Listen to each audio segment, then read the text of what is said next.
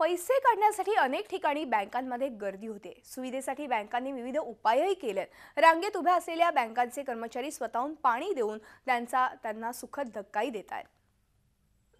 तब्बल 2 दिवसानंतर मुंबईमध्ये आता एटीएम सुरू झालेले आहेत। मी मुंबईतल्या फोर्ट भागामध्ये तुम्ही पाहू शकता या ठिकाणी की फोर्ट भागातले एचडीएफसीचं हे एटीएम आहे। या ठिकाणी लांबच लांब रांगा लागलेल्या आहेत। 2 दिवसानंतर लोकांना पैसे पाहिजेत, लोकांकडे पैसे नव्हते 2 दिवसापासून आणि ते पैसे काढण्याकरता या ठिकाणी लोकांनी लांबच लांब रांगा लावलेल्या आहेत।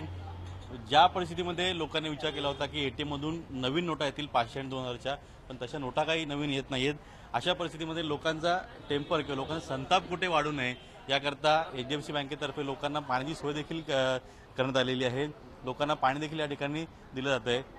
ज्या पद्धतीने लोकांनी विचार केला होता की आतमध्ये जाऊन 500 आणि 2000च्या नवीन नोटा काढल्या जातील, पण नवीन नोटा मिळत नाहीयेत। उलट या ठिकाणी 100च्या ज्या जुन्या नोटा आहेत त्याच मिळत आहेत आणि त्या देखील 2000 रुपयांच्याच फक्त नोटा ज्या आहेत त्या मिळत आहेत। एका वेळी आतमध्ये जाऊन एक व्यक्ती एका एटीएम कार्डवरती फक्त 2000 रुपयेच काढू शकतो।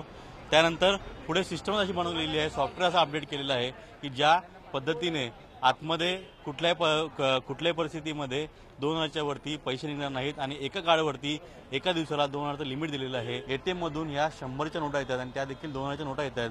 त्यामुळे लोकांना त्रास सहन करावा लागतोय, पण 2 ते 3 दिवसामध्ये ही संपूर्ण परिस्थिती होईल असा विश्वास देखील लोकांना वाटतोय। त्यामुळे लोक संयमाने घेत आहेत आणि जे बँक आहे ते बँक देखील त्यांना चांगल्या पद्धतीने ट्रीट करतायत। त्यामुळे लोकांचा संताप कुठे अनावर होत नाहीये। अजित मांढरे, झी मीडिया, मुंबई। झी 24 तास रहा एक पाऊल पुढे।